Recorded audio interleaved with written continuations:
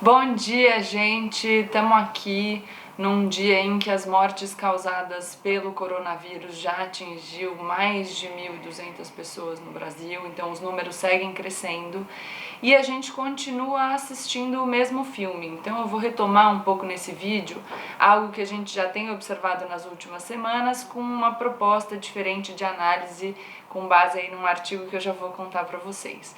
O que acontece em síntese? A gente tem um conflito de posicionamentos, um conflito que a gente consegue perceber tanto do posicionamento do presidente da República, Jair Bolsonaro, com o posicionamento da área técnica do seu governo, aqui representado pelo ministro da Saúde, Luiz Henrique Mandetta, quanto um conflito entre o posicionamento do presidente da República e os governadores dos estados.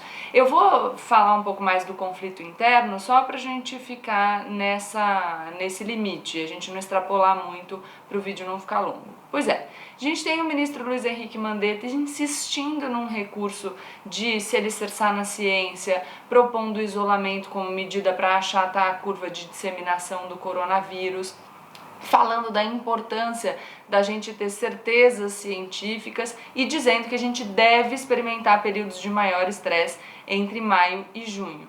De outro lado, a gente tem o presidente da República que insiste em minimizar o impacto dessa epidemia de coronavírus, continua saindo na rua, cumprimentando as pessoas, defendendo a reabertura do comércio, falando que a gente não pode adotar esse isolamento radical e dizendo que o vírus já está indo embora, portanto contrariando tudo aquilo que diz a área técnica do seu governo e o consenso mundial sobre o enfrentamento aí dessa questão envolvendo o coronavírus. Acho que uma coisa importante da gente notar é que esse comportamento do presidente já tem chamado a atenção de pessoas mesmo fora do Brasil. Então teve uma matéria no dia 11 de abril do The Economist, que é um periódico que não pode ser taxado de esquerdista, que coloca o presidente Bolsonaro ao lado de 3 outros líderes mundiais nessa conduta de negar a relevância e o impacto na saúde pública do coronavírus. O primeiro parágrafo da reportagem do The Economist fala que só 4 líderes mundiais continuam insistindo nessa retórica: 2 déspotas, o da Bielorrússia e o do Turcomenistão, o ditador da Nicarágua e o presidente brasileiro Jair Bolsonaro. O título da reportagem fala do isolamento gerado pelo próprio presidente em relação aos outros setores do seu governo e aos governadores dos estados, ao parlamento, enfim, quando ele decide insistir nessa retórica de minimização do problema relacionado à epidemia de coronavírus. Nesse contexto aí de insistência do Bolsonaro em defender essa postura que contraria a área técnica do seu governo e o consenso mundial em saúde, aqui eu me refiro à Organização Mundial de Saúde, surgiram algumas vozes. Eu acho que a mais explícita delas foi a do jurista Miguel Reale Júnior, que é um dos signatários do pedido de impeachment da ex-presidente Dilma Rousseff, no sentido de que o Bolsonaro deveria ser avaliado por uma junta médica e, portanto, sugerindo que ele pode ter um problema de ordem psiquiátrica, que ele não estaria no pleno gozo das suas faculdades mentais.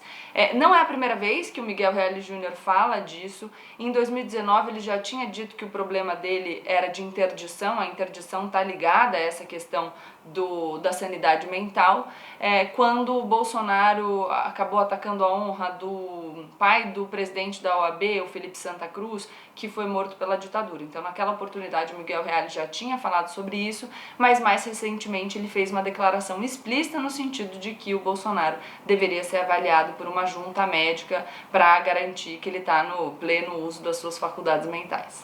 Diante dessa conjectura, e eu vou dizer aqui para vocês que apareceu de forma explícita na mídia pela voz do Miguel Reale Júnior, mas a gente ouve em alguns círculos as pessoas fazendo conjecturas sobre a sanidade mental do Bolsonaro e dizendo inclusive que essa poderia ser uma estratégia para tirá-lo da presidência sem passar por um processo de impeachment. E aqui eu tenho, na verdade, 2 perguntas. Uma primeira é: será que existe mesmo essa possibilidade de um atalho para tirar alguém da presidência da República com essa argumentação de que a pessoa, enfim, não está batendo bem? E será que a gente pode dizer que esse comportamento que o Bolsonaro adota agora é uma novidade? Ou será que a gente já tinha demonstrativos desse mesmo comportamento no passado e talvez a gente tenha fechado os olhos para esses alertas?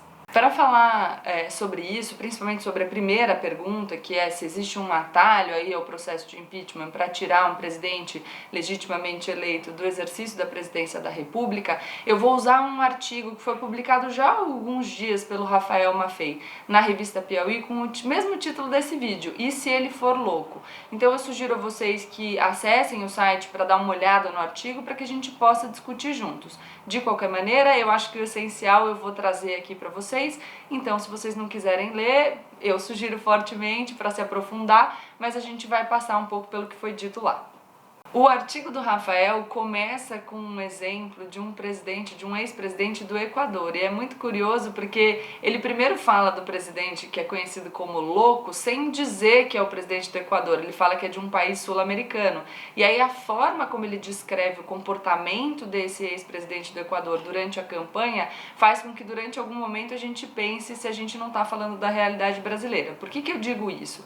Porque ele fala que o presidente, durante a campanha presidencial, adotou um discurso contra o establishment, contra a elite política e de proximidade com o povo, que ele se comportava quase como um animador de auditório e que ele tinha um discurso muito contestável pelo grau de virulência com que ele falava as coisas.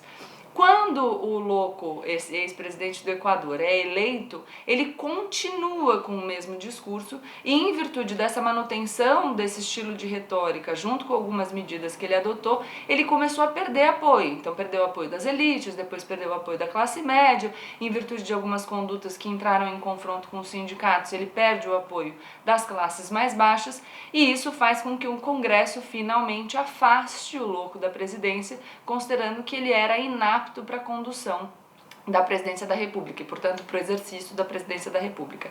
E o Congresso fez isso porque a justificativa era a insanidade mental, deixando de observar algumas regras que eram próprias do impeachment. Então, essa questão da insanidade mental facilitou o processo. Desse exemplo do Equador, o Rafael Maffei passa para a análise do cenário brasileiro e aí ele joga um balde de água fria nas pessoas que estão tentando usar essa possibilidade de constatação da incapacidade mental do presidente para achar um caminho que não seja o caminho do impeachment. O que ele vai falar é, existem outros países que têm instrumentos ligados a essa constatação de uma incapacidade mental superveniente, e aí o superveniente é que vem depois, tá? Então aqui seria depois da eleição, constata-se que o presidente não tem mais condição mental de governar. Então existem alguns países que têm mecanismos para afastar da presidência em virtude dessa incapacidade. Os Estados Unidos são um exemplo de países que têm esse instrumento, mas aí ele fala que esse não é o caso do Brasil.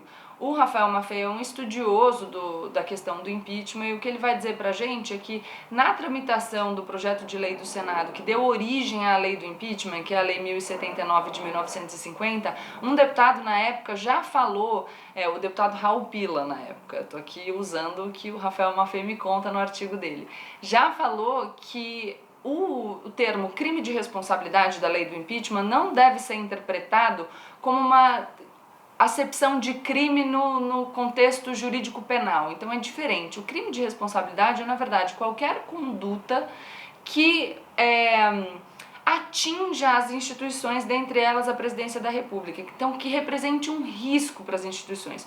O crime de responsabilidade não é propriamente um crime, mas é qualquer conduta que coloque as instituições em risco e que, portanto, recomende o afastamento, nesse caso seria do presidente da República. Ou seja, não existe outro caminho que não seja o processo de impeachment. E aí o processo de impeachment, com todo o desgaste que ele traz, e sabendo a gente que é um processo de conteúdo muito mais político do que jurídico, porque o processamento dele, o julgamento dele, vão se dar perante a Câmara dos Deputados e o Senado Federal. Tá, então a gente já viu que não tem um atalho, que na verdade a solução, ainda que se alegue, como fez o jurista Miguel Reale Júnior, que o presidente da República precisa ser avaliado por uma junta médica, a consequência disso, da constatação de uma eventual incapacidade mental, seria a gente fazer um processo de impeachment. E aí a gente sabe que no Brasil o parlamento parece não estar muito engajado nessa proposta, porque não tem se mostrado um entusiasta dessa ideia. A gente tem acompanhado as notícias na mídia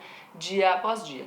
Mas aí surge a segunda questão. Será que a gente pode dizer que esse comportamento que vem sendo adotado pelo presidente Jair Bolsonaro no enfrentamento do coronavírus é uma novidade? Então a gente pode falar que a gente ficou surpreso com esse comportamento, que de repente o comportamento dele no enfrentamento à epidemia de coronavírus se mostrou uma ruptura com o comportamento dele anterior. Eu acho que um bom exemplo para a gente avaliar se esse posicionamento do presidente da República no enfrentamento ao coronavírus é uma ruptura, o exemplo do aumento no índice de queimadas da Amazônia. Não faz tanto tempo, a gente está falando do segundo semestre de 2019, e eu até gravei um vídeo dizendo especificamente sobre a retórica do presidente da República no enfrentamento dessa questão. Não sei se vocês se lembram, mas quando o presidente Jair Bolsonaro foi questionado sobre essa questão da proteção ao meio ambiente, quais seriam boas estratégias para a gente conseguir proteger o nosso meio ambiente, ele falou que uma solução seria a gente fazer cocô dia sim e dia não.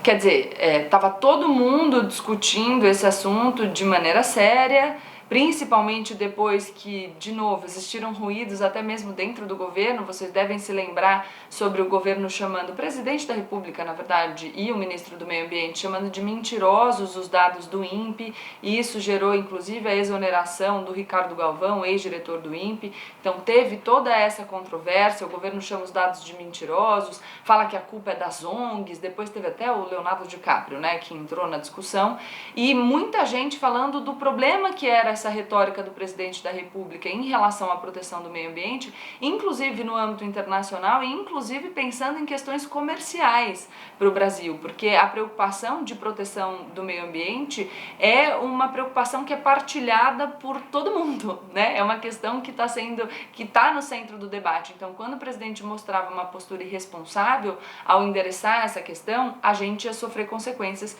inclusive comerciais, inclusive econômicas. Então, acho que esse é um bom exemplo para a gente ver que, na verdade, esse posicionamento que o presidente Jair Bolsonaro tem adotado agora no enfrentamento ao coronavírus não é uma novidade.